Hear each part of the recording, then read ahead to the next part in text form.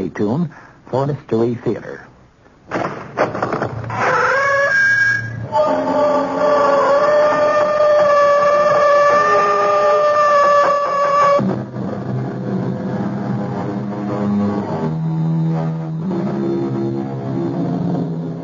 Come in. Welcome. I'm E.G. Marshall.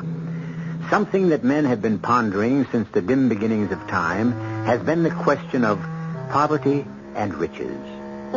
Why are some men destined to be wealthy while others seem fated to be poor? Since it is easier for a camel to go through the eye of a needle than it is for a rich man to enter the kingdom, we may safely assume that the poor shall find greater favor in heaven. However, to make up for it, obviously, the rich have things much better here on earth. Our mystery drama, The Paradise of the Devil, was written especially for the Mystery Theater by Sam Dan and stars Larry Haynes. It is sponsored in part by Anheuser-Busch Incorporated, Brewers of Budweiser, and Uncle Ben's Long Grain and Wild Rice. I'll be back shortly with Act One.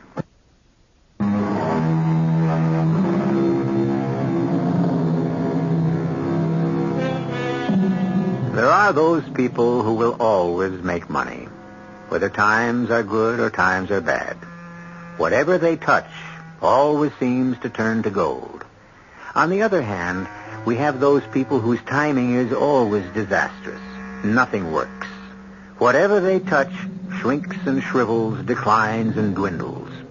However, there are always exceptions, which is why we have stories. Let us begin ours in a warehouse. A large public warehouse where many types of merchandise are stored. Everything from food to textiles to appliances to building materials. We are in a remote corner of this huge cavernous compound, and we hear steps approaching. Who is it? Why, the night watchman, of course. His name is Bert Ledoux. He's a very pleasant man in his 60s. But we shall not get to know him well. He is about to be killed. Waiting for him, and hiding behind a huge stack of cement bags, are three men. Here he comes now. Let him turn the corner and give it to him. Ready, Louis? Now. Very good, Louis. You popped him right between the eyes. You get better every time. Let's get out of here.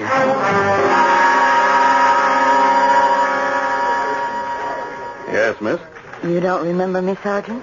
Well, let's see. Should I? I suppose this tells me everything I need to know. Look, miss, can we help you? I'm Mr. Ledoux's daughter, Louise. Ledoux. You don't even remember his name, and it's only been a week. Oh, I remember. Bert Ledoux. You said to come back in a few days. You might have news for me. Louise, let me talk to you off the record. About what? The facts of life. Thank you, Sergeant, but I know them. Oh, no, you don't. What I'm going to tell you could cost me my job. Then why risk it? Because you're old enough to be my own daughter. Your dad was killed exactly 10 days ago. Do you know how many people have been murdered since? No, and I'm not interested. 5. And that's about average. A killing every other day. And my father's killing is rapidly becoming ancient history. Your father was shot by burglars in the warehouse. We have no leads. What have you done? We combed the neighborhood. No one saw. No one heard anything unusual. But surely, there must be something. Believe me, I wish with all my heart it was the kind of thing you see in the movies. A clue is left that leads us directly to the killer, and we capture him in one big blazing shootout. Sergeant, all of this is beside the point. It is the point. What have we got? All we know is your father was killed by a .38 caliber bullet. We have absolutely nothing else. Which means you're doing nothing. Oh, no. We're doing two things. Each time we capture an armed criminal, we check the weapon. And we keep tapping our usual sources of information in the underworld. Stool pigeons, you'd call them. And that's all? What else would you suggest? What would I suggest? Am I a professional police officer? I'm sorry, Louise. Sergeant, just tell me this. If my father had been somebody wealthy and powerful, would things be different? Let me answer it this way, Louise. It's always better to be rich than it is to be poor. Well, what would you be doing right now if you'd been rich? It's not so much what we'd be doing. It's what you'd be doing. And what would I be doing? Well, it's like everything else.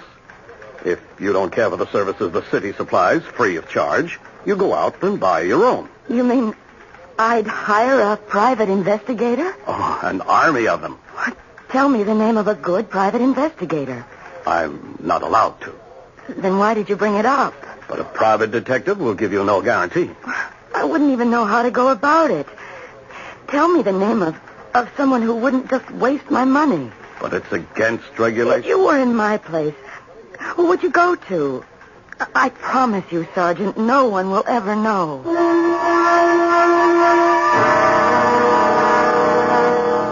Well, if the police haven't been able to get me where, Miss Ledoux, what makes you think I can do any better? Well, because you think I'm smarter? I'm not. the police have the whole city to worry about. Well, I have other cases, too, Miss Ledoux. Oh, but at least you would... I would what? Take a personal interest in the case. Mm-hmm. Miss Ledoux, there are hundreds of killings, just like your father's. Random killings. Killings where there's no leads at all. Where the killers have vanished without a trace.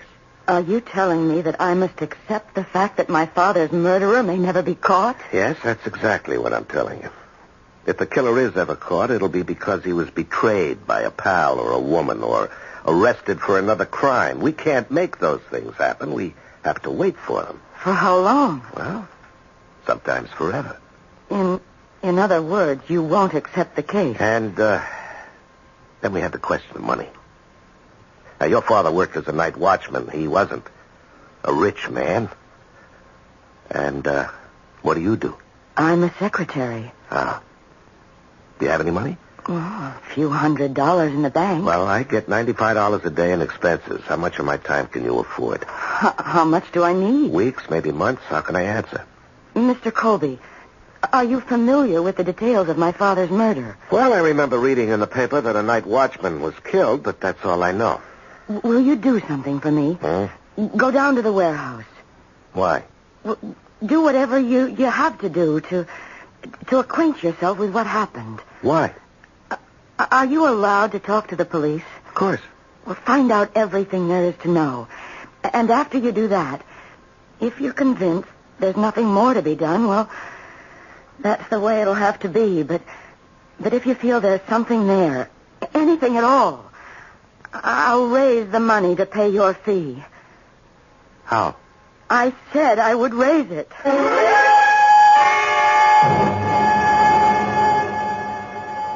Who? George Colby? Oh, yeah, send him in. Hey, Georgie. Hi, Sarge. How's private practice? Sarge, I didn't know when I was well off getting paid every week. Did you send me that little Louise Ledoux? Yeah, because I know you're an honest guy, and I figured you'd discourage her. You will, won't you? Well, I should. You mean you won't? Well, there's a little angle on this case that bothers me. Yeah? Yeah, I don't believe the old man was shot by hoods who were knocking off the warehouse. Why not? Because of where it happened, Sarge. He was killed in the wrong part of the warehouse. Well, why do you say the wrong part? Is there a right part for a watchman to get killed? Yeah, there is in this one. Where should he have been killed? Way over on the other side, Sarge. Where they got the stuff the crooks are after. TV sets, tape recorders, cameras, hi-fis, liquor, guns, cigarettes. But where's Ledoux killed? In an area where there's nothing but 100-pound bags of cement. Well, they may have wanted him out of the way. Now, Sarge, this is a clean, professional job. No crook is going to run the risk of murder if he doesn't have to. They were waiting for him. No sign of a fight. They could have tapped him on the head and put him to sleep, but no. Oh, no. They were out to kill him. Why would anyone want to kill a night watchman? Well, maybe he was more than a night watchman. We checked the daughter. She said he had absolutely no enemies. That she knows of.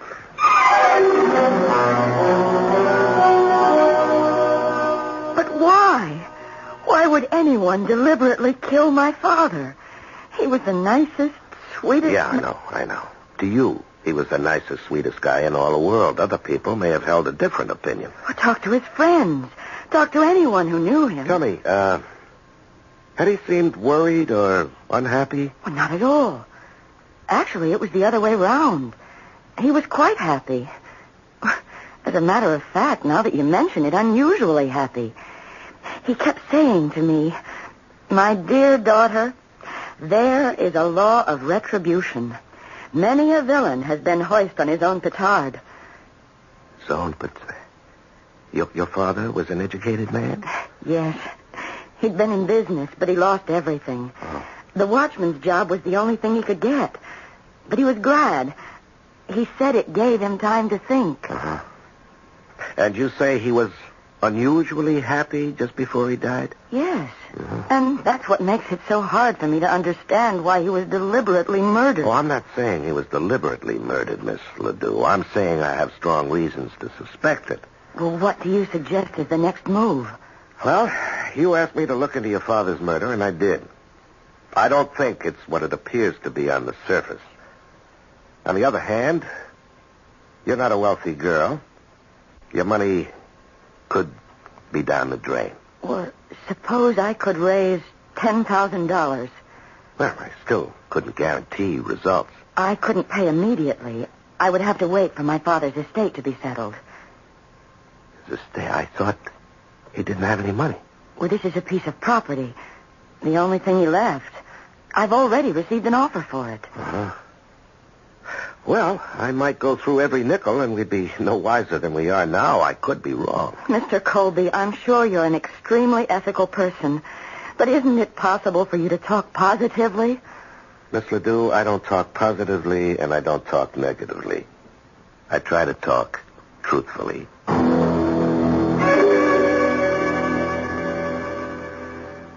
Miss Ledoux, please come in. Have a seat. Thank you, Mr. Hawkins.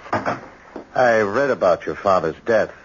Please accept my deepest sympathy. You're very kind. Now, Miss Ledoux, how may I be of service? Well, you called on me some months ago. Oh, yes.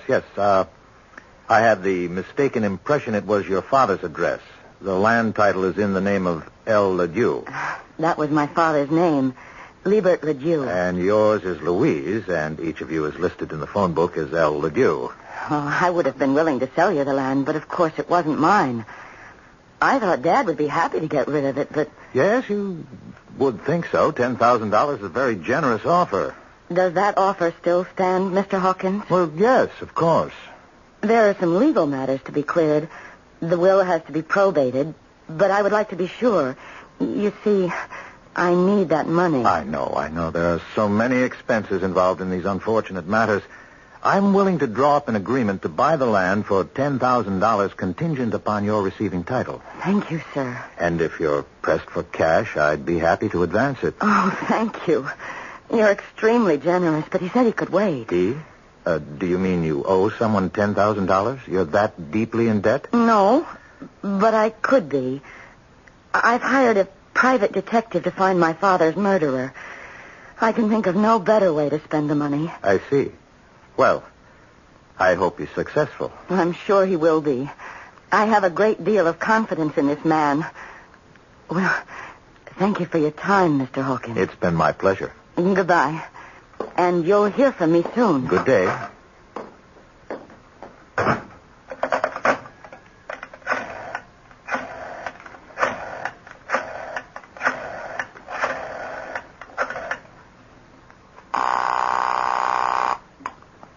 Hello?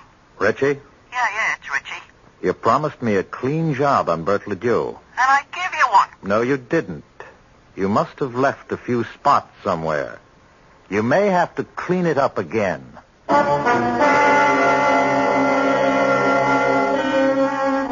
They say cleanliness is next to godliness, but obviously some of the devil's disciples are in favor of it also.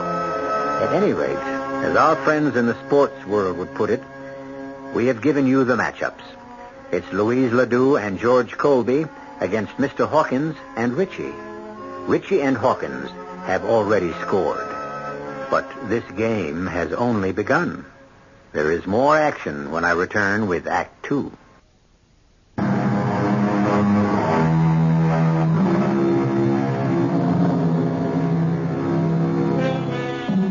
Why would anyone want to kill a night watchman?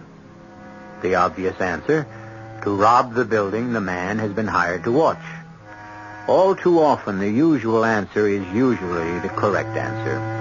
But Libert Ledoux, evidently, was not your usual night watchman. For one thing, he has a most unusual daughter. She is willing to spend her entire inheritance, if that's what it takes, to find her father's killer. But why do you have to look through all these papers? Miss Ledoux, if the police theory is correct and your father was killed by hoodlums who were out to rob the warehouse, then I have no business in this case. But if there was another motive, I have to look for it somewhere. Do you realize how much there is to go through? Why, there are cartons of old letters and documents and receipts and even poetry and short stories. He used to write those in his spare time. Is this all there is? Oh, do you realize it can take you a week to look through everything in this room? Probably. A week at $95 a day? Is this all there is? Yes. Is this all you're going to do? Just look through this junk? Well, where else can I look? I have to work with what I've got. But what are you looking for? I really don't know. Well, then how can look, Miss Ledoux, this is not an exact science. And if you think I'm wasting your money... I didn't say that. In addition, I want a list of all his friends. But he had hundreds of friends. Oh, nobody has hundreds of friends. Well, he knew a lot of people. Well, we'll begin with those who are closest. Who's his best friend? Well, I guess you'd have to say it was Sid. Sidney Grossman. Grossman. Where can I find him? You can't. Sid's dead. Well, then why did you mention his name? He was only killed 3 weeks ago. Killed? Why? How? Does it matter? All right, tell me about Sid Grossman. He and Dad had a club. They called it the Underachievers Association. Why? Well, because they were both college-educated men, and neither of them ever lived up to his potential. Mr. Grossman had a civil engineering degree. He was a geologist, but he could never hold a job. Why not? He thought the object of life was to have fun. So did my dad. Work interfered with pleasure. Pleasure was the opera, ball games, fishing.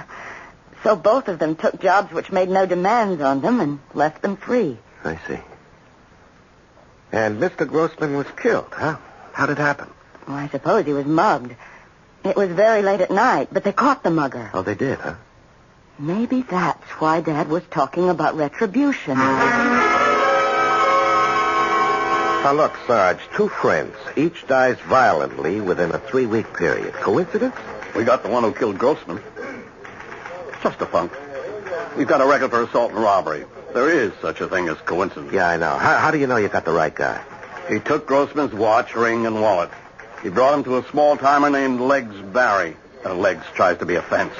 But Legs need a little favor from us, and you know how these things go. Yeah, I know. I also know these punks would frame their own mothers if they had to. Except Legs had the merchandise for us. Grossman's watch, wallet, and ring. He says he bought him from this hood, this Pete Lucas. Do you think Legs is telling the truth? Well, why would he lie?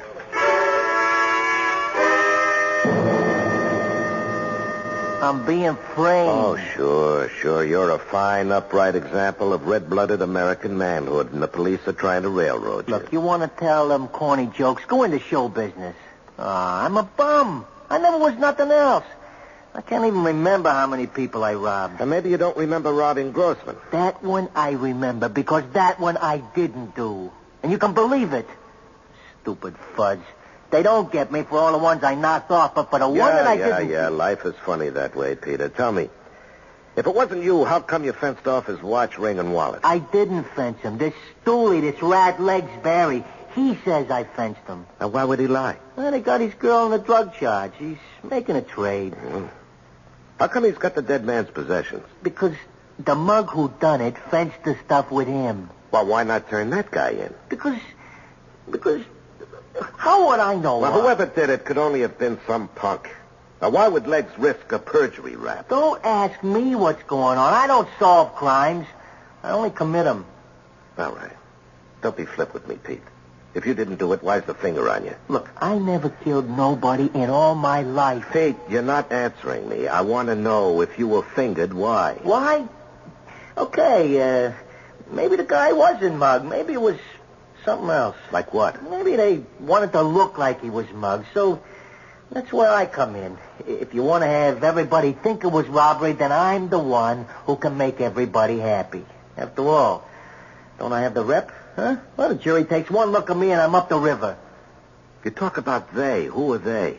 I don't know. Huh? Ever hear of a man named Bert Ledoux? No. Is there anything buzzing in your circles about Ledoux and Grossman? No. Look, don't be stuck with that underworld code nonsense. What code? If I knew something, I'd sing like a cage full of canaries. I didn't do it.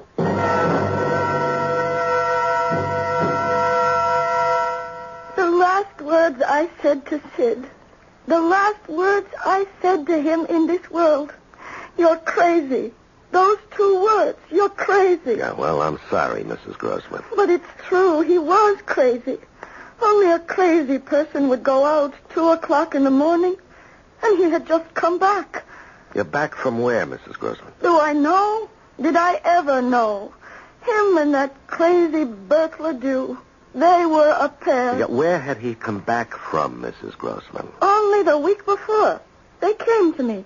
These 2 heroes, they came to me and said they needed $250 for Sid to take a trip out west. Where out west? I don't know. Arizona, Nevada, Colorado, wherever the west is. Why?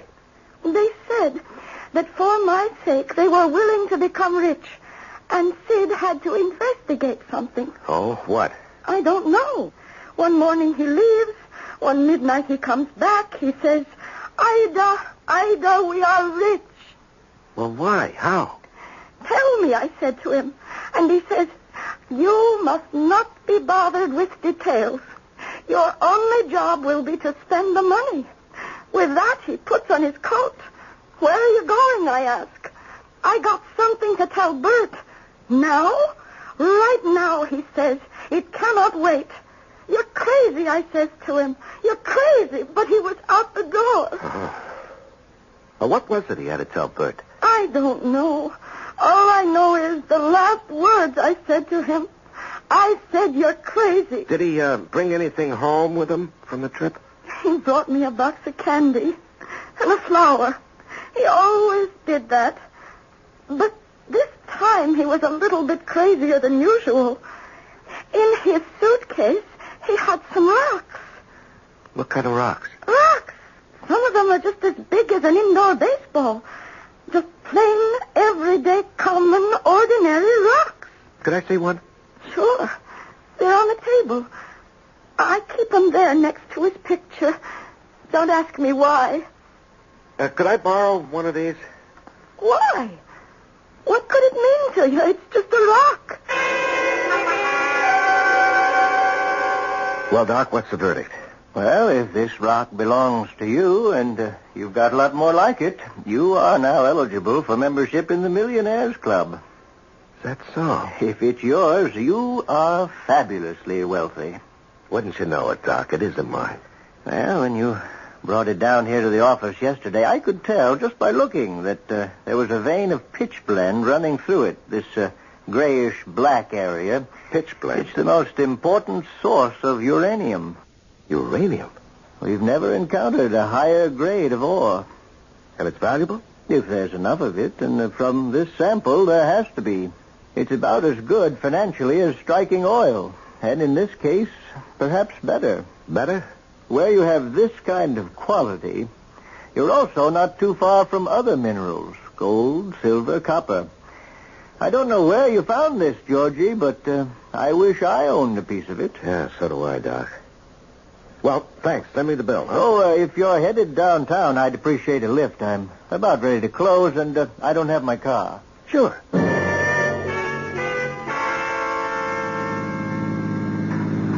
George, I always wondered, what makes a guy want to become a private detective? Oh. What makes a guy want to become a geologist? What are you looking at? You keep glancing into that rear view mirror. Yeah, somebody's coming up behind us. Well? I'm not sure, but I think I noticed that car before. He was parked just down the street from your office, Doc, and he's been following us ever since we left. Aren't you going a little too fast? This is a pretty steep hill. There's something about that car. Oh, that idiot. He wants to pass us. Look out. What's that nut trying to do? He's going to run us off the road. Hold on, Doc.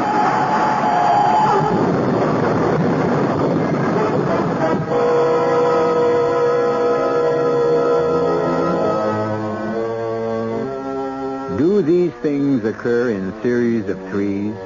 Mr. Grossman, Mr. Ledoux, and now Mr. George Colby and his companion? First, it's something designed to appear as a mugging. Then, an incident to be considered a holdup.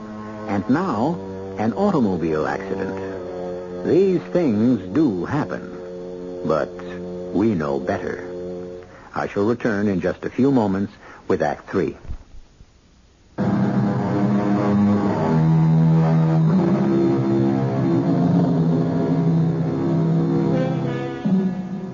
They were just two carefree elderly men. They owned little more than the clothes on their backs. Or did they? In less than a month, both were dead, seemingly victims of random violence. And as Private Investigator George Colby has learned, it is obviously dangerous to probe into their affairs. A mugging, a robbery, and now an auto accident. George! He's going to run us off the road. Hold tight.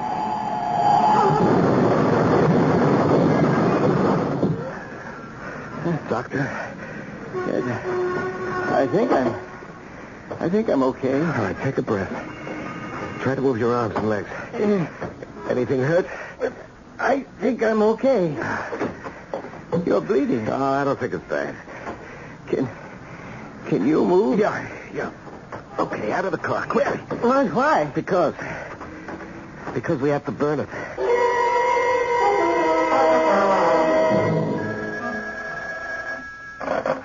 Hello? Mr. Hawkins, it's your buddy, Richie.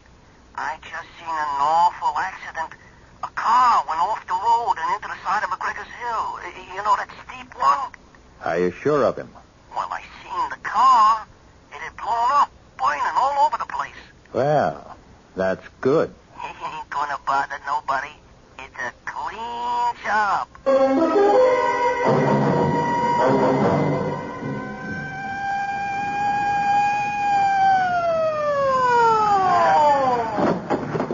George, what's all this? Hello, Sarge. You should be in the hospital. No. It's not as bad as it looks. Well, why'd you have the highway cop call me? Why not an ambulance? Now, listen, Sarge. The Grossman thing was no mugging.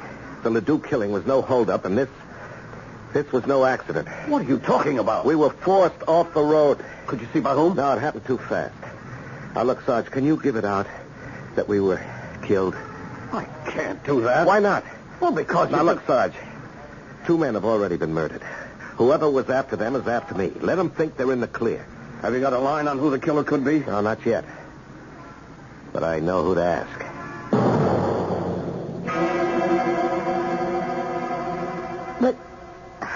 But you're supposed to be dead. Well, you can see for yourself. It was on the news. Private investigator killed in accident along with noted geologist. Uh-huh. And what did you think when you heard that news, Louise? What did I think? Mm-hmm. Well, I didn't know what to think. I thought about you, and I felt terrible. Did you stop to think that 3 people connected somehow with your father were now dead? Well, no. Well, you have a great deal to explain to me. Explain what? Well, number 1. Why didn't you tell me that Mr. Grossman was killed because he was on his way to see your father late that night? Because I didn't know that. Second, why didn't you tell me your father and Sid Grossman had planned for Mr. Grossman to take a trip? Because I didn't know that either. And why was I being set up?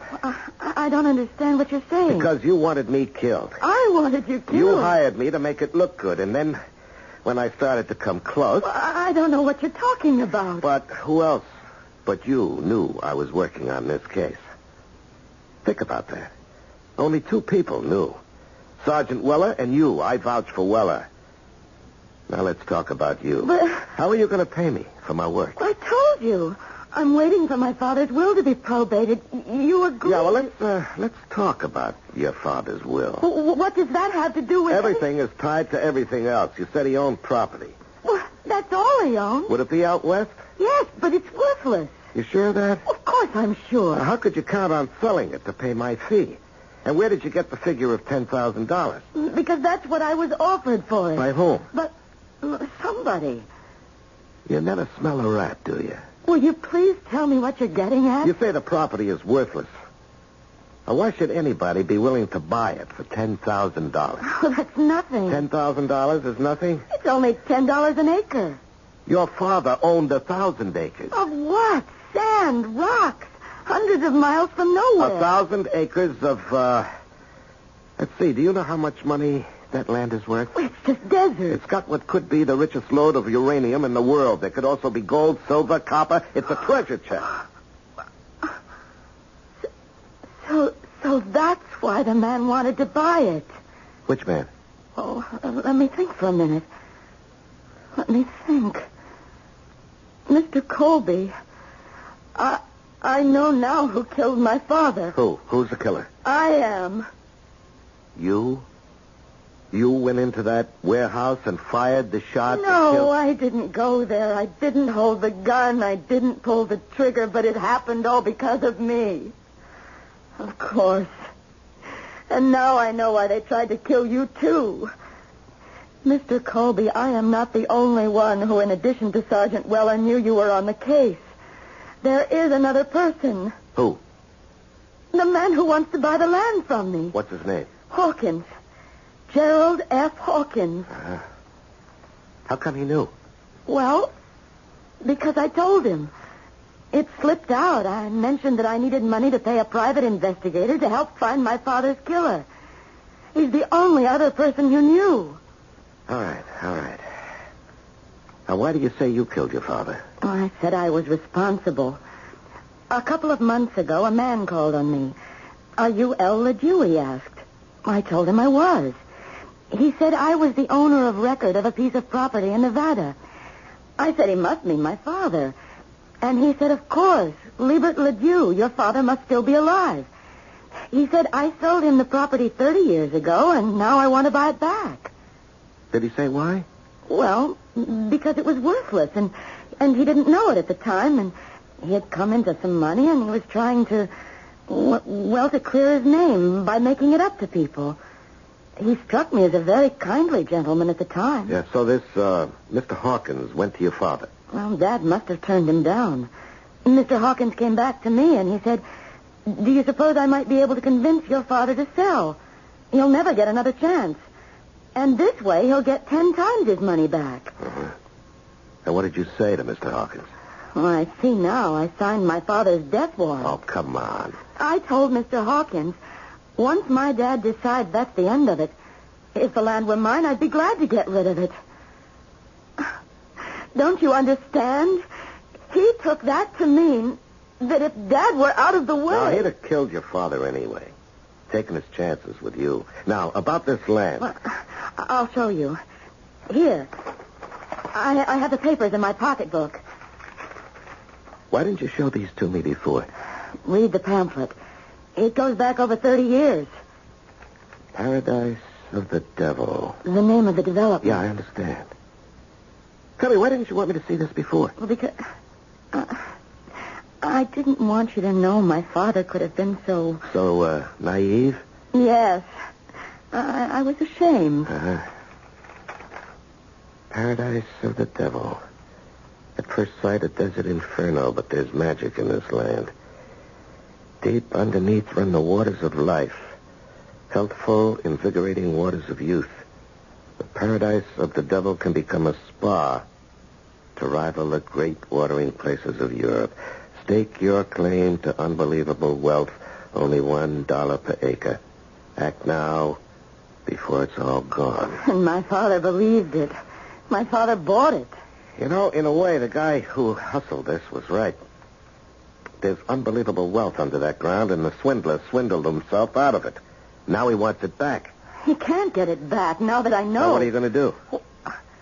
What evidence do we have that Hawkins killed my father? I don't believe Hawkins actually killed him. Hawkins probably bought the murder. I still don't think we have any hard evidence at all. Then there's a possibility that Hawkins can go free. Well, there's always that possibility. I hired you to find my father's killer. And I did.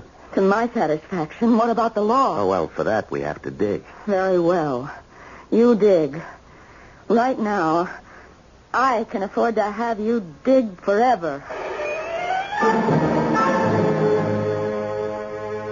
What do you want now, Snoop?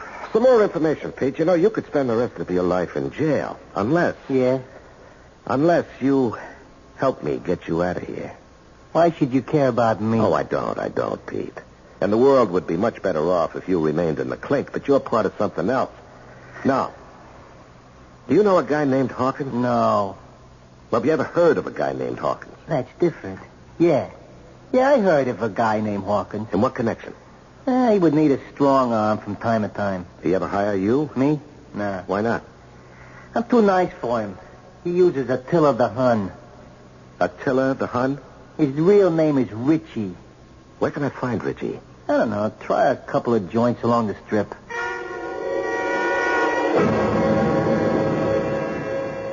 Ah, Miss Ledoux, come in. Sit down. Glorious day. Must be a sign that... God's in his heaven and all's well with the world. Yes, quite. Now, as I promised you, I had this agreement drawn up, and if you sign it, you will receive the $10,000 for the property as soon as your father's will has been probated. Read it over. You'll see it's in order. Yes, I'm sure it is. I would like a few minor changes. Well, certainly. First... Well, are there many? I may need a fresh sheet of paper. That would be wise. Yeah, go right ahead.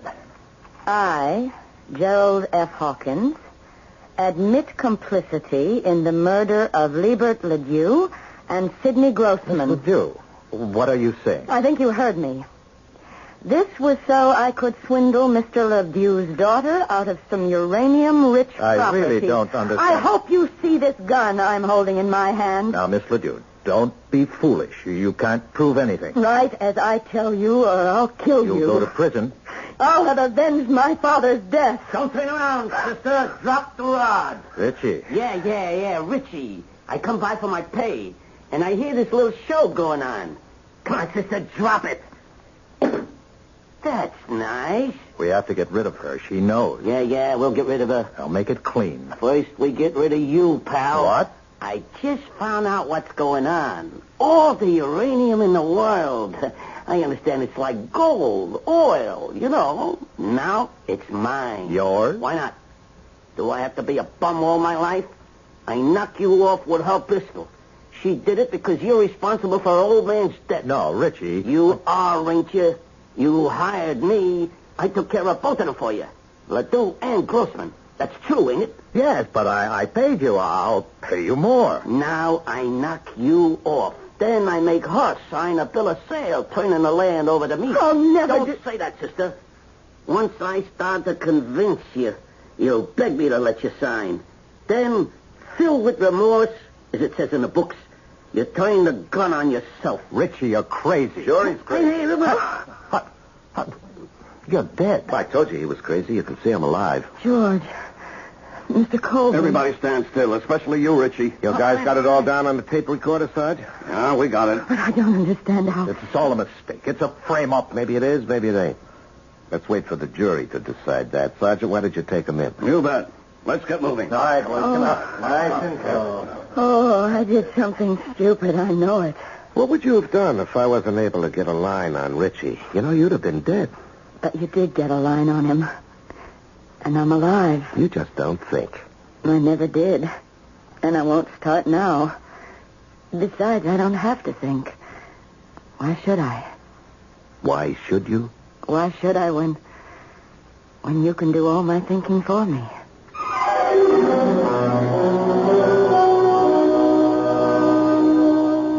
She was always quiet. A hard girl for her co-workers to figure out. So they thought she was a little bit off. That's because she was poor and single. Now that she's rich and married, she's merely a delightful eccentric. I never told you the world was fair. All I ever wanted you to believe at this stage of the program is that I will be right back.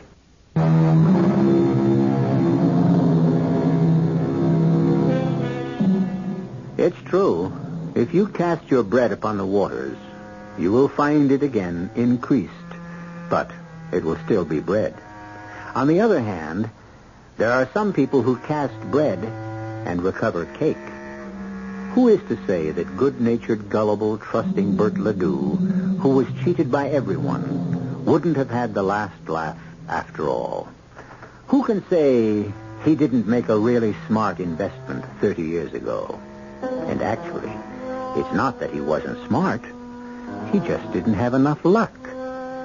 Our cast included Larry Haynes, Bob Caliban, Catherine Byers, Peter Collins, and Gil Mack. The entire production was under the direction of Hyman Brown. Radio Mystery Theater was sponsored in part by Buick Motor Division. This is E.G. Marshall inviting you to return to our Mystery Theater for another adventure in the macabre. Until next time, pleasant dreams.